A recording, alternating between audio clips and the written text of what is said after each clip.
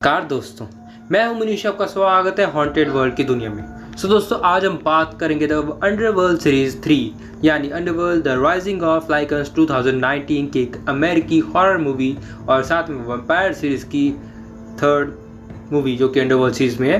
दोस्तों, इस मूवी के अंदर जब हम बात करेंगे अच्छे और बुरे वक्त की। दोस्तों, ये कुछ ऐसा टाइम है जो कि हम बैक में चले जाते हैं, यानी कि वुल्फ और वैम्पायर सीरीज में बहुत ज़्यादा जंग छिड़ी हुई है इन दोनों में, और साथ ही में इनकी कहानी होती है जो कि स्टार्टिंग में होती है। मतलब कि जो आपने पहली सीरीज़ देखी थी उसमें जो मेन कैरेक्टर थे जो आपस में लड़ते थे वुल्फ और वैम्पायर, उनके पूर्वज की कहानी है। मतलब कहाँ से सभी की शुरुआत हुई, इस चीज़ के ऊपर विस्तार से इस मूवी के अंदर हमें अच्छे से बताया गया। दोस्तों, आज हम इस मूवी के अंदर बात करेंगे, साथ ही में इसके जो कैरेक्टर्स हैं यानी लूशियन, विक्टर, सोजना जैसे कलाकार हैं, और साथ में इस मूवी के अंदर जो घटनाएं हमें दिखाई गई हैं, और साथ में वैम्पायर और वुल्वरीन्स यानी कि लाइकेंस यानी कि भेड़िए लाइकेंस जिनका पुराना रिश्ता है, यानी पुराना संघर्ष, पूरे संघर्ष की शुरुआत यहीं से हुई है। आज हम इसी के ऊपर बात करेंगे। दोस्तों, हम अपनी कहानी को शुरू करते हैं।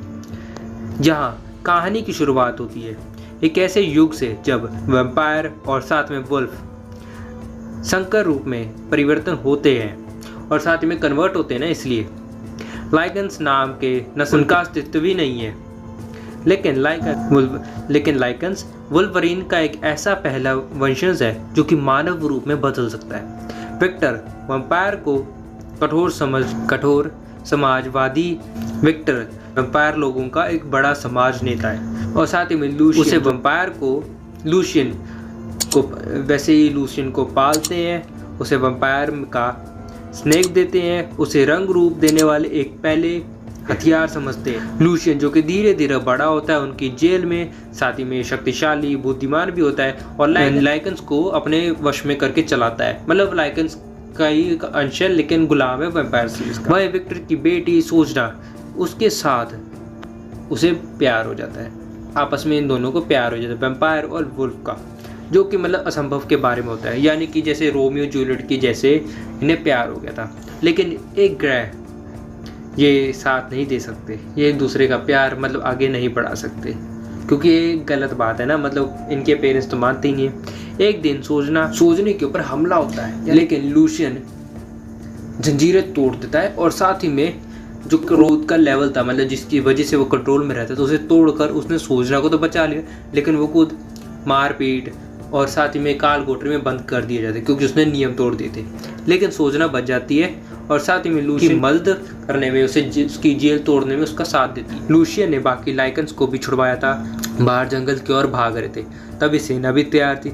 इस बीच सोजना विक्टर के द्वारा पकड़ी जाती है, गर्भवती होने के कारण खुलासा भी कर देती है, और साथ ही में अब सोजना प्रेग्नेंट भी हो गई है, और उसने सभी को बता दिया कि हाँ, ये बच्चा वैम्पायर और वुल्फ का कॉम्बिनेशन है।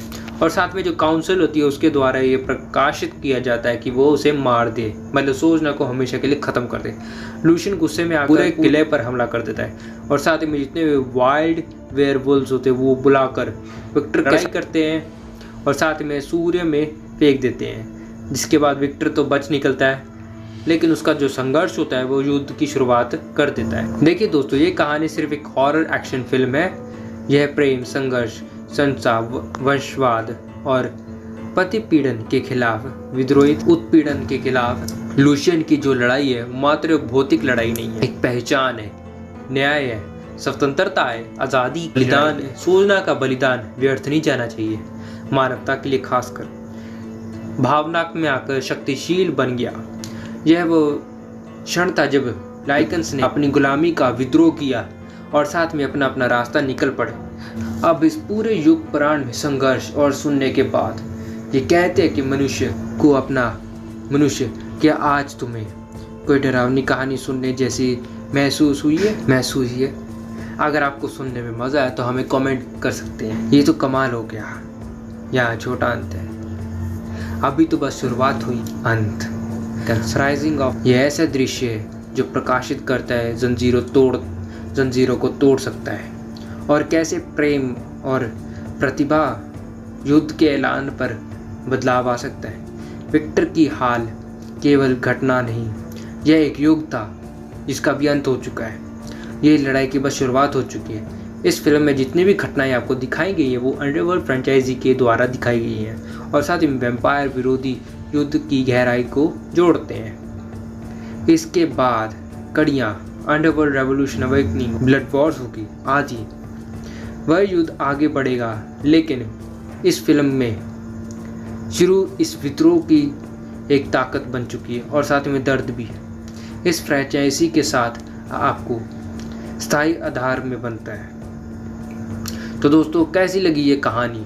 लाइकेंस का उदय, प्रेम प्रसन्नी, एक विद्रोह या फिर युग पुराण, युद्ध की शुरुआत। ये वीडियो आपको पसंद आई तो लाइक और शेयर कीजिए और चैनल को सब्सक्राइब करिए और इसे को मत भूलिएगा। तब तक के लिए हॉन्टेड बॉय मनीष, अब मैं आपको अलविदा लेता हूँ। अब हम मिलेंगे एक नए कहानी में और बाय, सी यू लेटर।